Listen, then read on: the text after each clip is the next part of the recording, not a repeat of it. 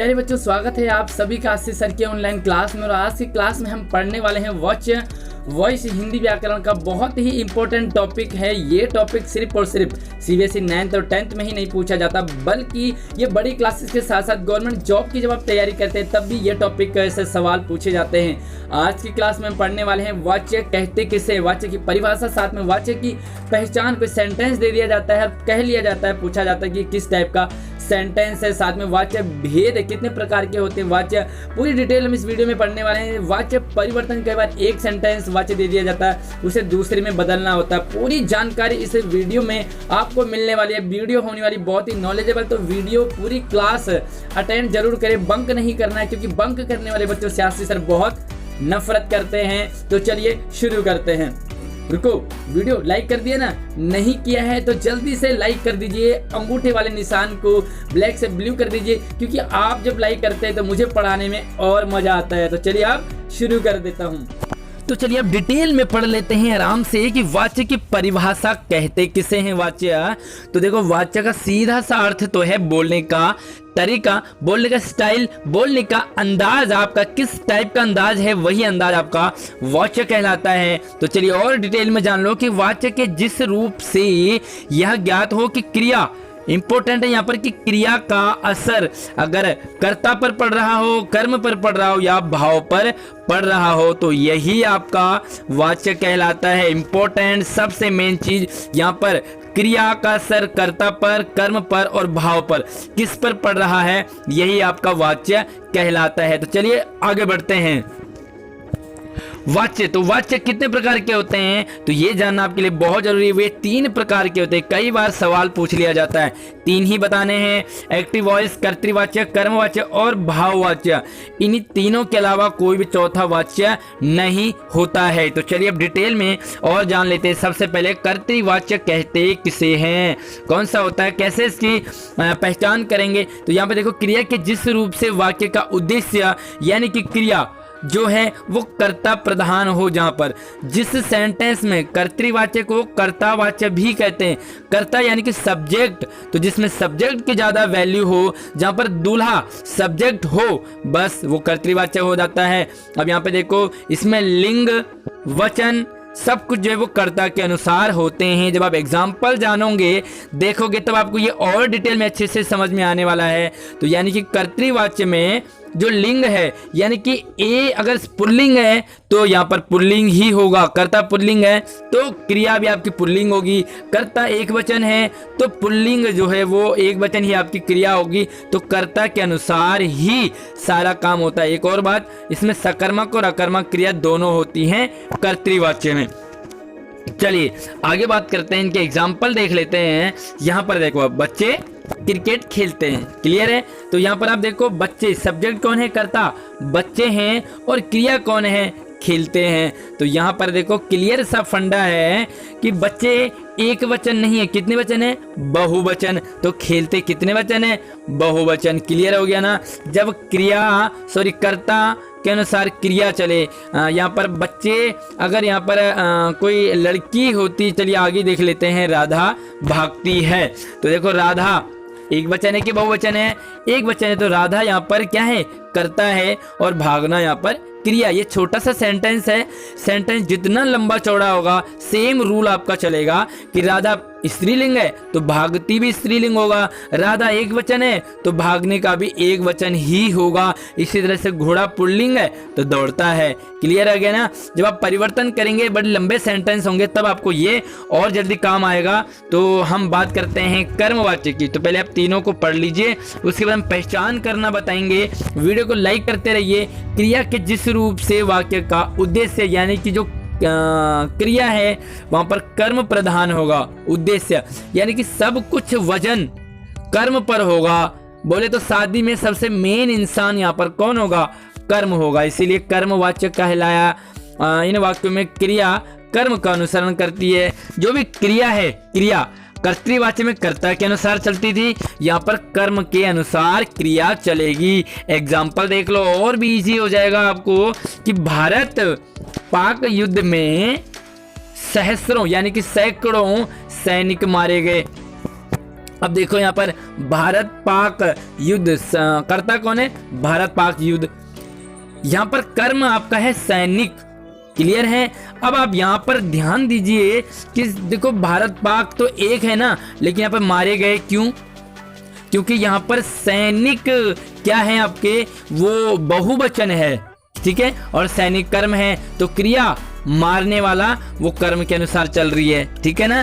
सैनिक बहुवचन है तो मारे जाना भी बहुवचन ही होगा। आगे देख लो, छात्रों द्वारा नाटक प्रस्तुत किया जा रहा है।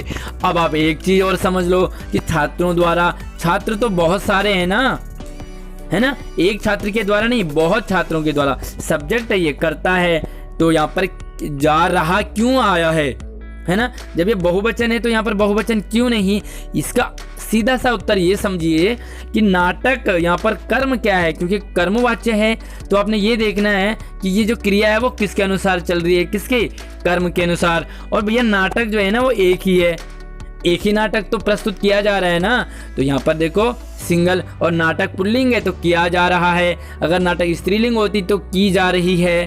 क्लियर हो गया।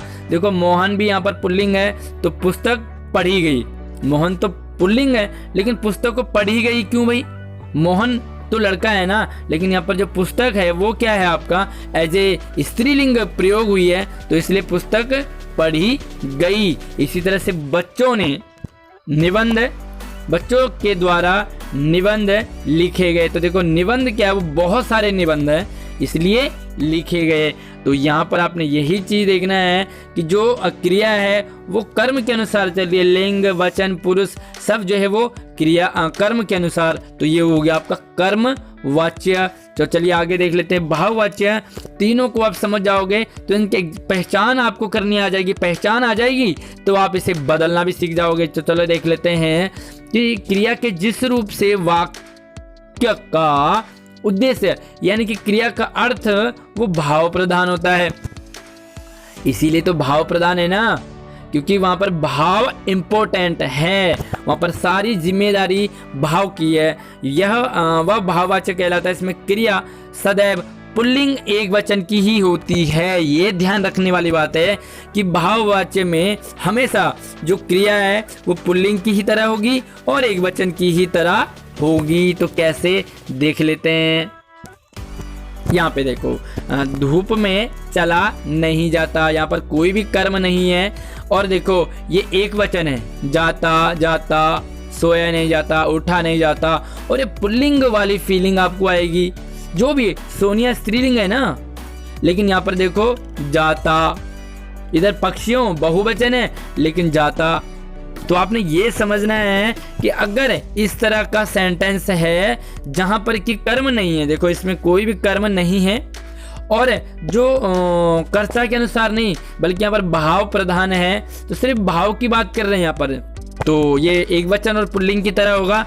आगे हम इसकी पहचान करना सीखेंगे कि आखिर आप सेंटेंस दे दिया जाएगा आपको तो आप पहचान कैसे करोगे। यहाँ पर पहचान करना सीखेंगे कि कर्तृवाच्य में जो क्रिया है ना वो हमेशा या तो सकर्मक और अकर्मक दोनों होती है, लेकिन इसमें से के द्वारा या द्वारा नहीं लगता। क्लियर सी बात है। सीधा सा दूर भी खड़ा हो कोई कर्तृवाच्य वाला सेंटेंस तो आपने ये देखना है उसमें कि देखो पहली बात तो है कि सकर्मक और अकर्मक दोनों हो सकते हैं, क्योंकि यहाँ पर देखो कर्म में सकर्मक होता है ना, तो यहाँ पर दोनों हो सकते हैं। और इसकी पहचान अगर से के द्वारा और द्वारा नहीं लगा है तो आप सीधी सी बात है वो कर्तृवाच्य का सेंटेंस होगा। आगे देखो कर्मवाच्य की पहचान, इसमें क्रिया केवल और केवल सकर्मक होगी। अगर अकर्मक है तो आप सीधा सा बता दीजिए कि कर्तृवाच्य है, लेकिन अगर आपको कर्मवाच्य है तो यहाँ पर देखो क्या पहचान और है, क्योंकि कर्मवाच्य तो यहाँ भी है और सकर्मक यहाँ भी है, कैसे पहचान करोगे। तो इस वाले में कर्तृवाच्य में से के द्वारा नहीं लगता, इसमें से द्वारा के द्वारा जुड़ जाता है, सिंपल सी बात है ना। तो आगे हम और पहचान करेंगे, आपको और क्लियर होने वाला है। भाव में देखो तो भाव ये हमेशा अकर्मक होता है, कर्तृवाच्य सकर्मक और अकर्मक दोनों, कर्मवाच्य सिर्फ सकर्मक और भाववाच्य सिर्फ अकर्मक। और इसमें देखो से और के द्वारा भी जुड़ता है, इसमें से द्वारा। अब कर्तृवाच्य में से और के द्वारा नहीं लगता, बिल्कुल भी नहीं लगता। कर्मवाच्य में से और के द्वारा जुड़ता है लेकिन ये सकर्मक होगा, और भाववाच्य में से द्वारा जुड़ता है लेकिन यह कर्मक होगा। उम्मीद कर रहा हूँ आपको समझ अच्छे से आ रहा होगा। कमेंट आप तभी पूछेंगे वीडियो के लास्ट में। यहाँ पे देखो वाच्य परिवर्तन करना अब हम सीखने वाले हैं, तो आगे बढ़ते हैं। और यह है कर्तृवाच्य से कर्मवाच्य में। कर्तृवाच्य से श्यामा उपन्यास लिखती है, यह है कर्तृवाच्य, क्योंकि श्यामा लड़की है तो लिखती है। एक वचन है तो एक वचन है। अब यहाँ पे देखो श्यामा से उपन्यास लिखा जाता है, क्लियर है, से जुड़ गया ना कर्मवाच्य में। और उपन्यास यहाँ पर क्या है, ये कर्म है। और श्यामा द्वारा भी आप जोड़ सकते हैं, श्यामा द्वारा उपन्यास लिखा जाता है। आगे देखो श्यामा ने उपन्यास लिखा तो श्यामा से उपन्यास लिखा गया। श्यामा उपन्यास लिखेगी, ये किस काल में, काल की बात कर रहे हैं यहाँ पर, तो जिस काल में आपकी क्रिया होगी उसी काल में आप बदलोगे भी। लिखा गया पास्ट टेंस, लिखती है लिखा जाता है प्रेजेंट टेंस। श्यामा उपन्यास लिखेगी तो द्वारा लिखा जाएगा। तो आप बदलने पे आप यहाँ पर देखो क्रिया कौन से काल की है उसी काल में बदलोगे। अब आप कर्तृवाच्य से भाववाच्य में देख लो। बच्चे तेज दौड़ते हैं, अब यहाँ पे करोगे बच्चों से तेज दौड़ा जाता है, क्लियर है। बच्चे बहुत सारे हैं लेकिन एक वचन वाली क्रिया का प्रयोग होगा और पुल्लिंग वाला होगा। पक्षी नहीं उड़ते, पक्षियों से उड़ा नहीं जाता। बच्चा नहीं सोया, बच्चे से सोया नहीं जाता। अब यहाँ पे कर्म से कर्तृवाच्य देख लो कि नानी द्वारा कहानी सुनाई जाती थी, पास्ट टेंस। तो देखो नानी कहानी सुनाती थी, कर्मवाच्य में द्वारा जुड़ता है ना, यहाँ पर देखो द्वारा हट गया। आज हमें व्याकरण पढ़ाया गया, तो यहाँ पर देखो आज हमने व्याकरण पढ़ा, पास्ट टेंस था ना, तो यहाँ पर भी पास्ट टेंस। पुलिस द्वारा चोर पकड़े गए, पुलिस ने चोरों को पकड़ा।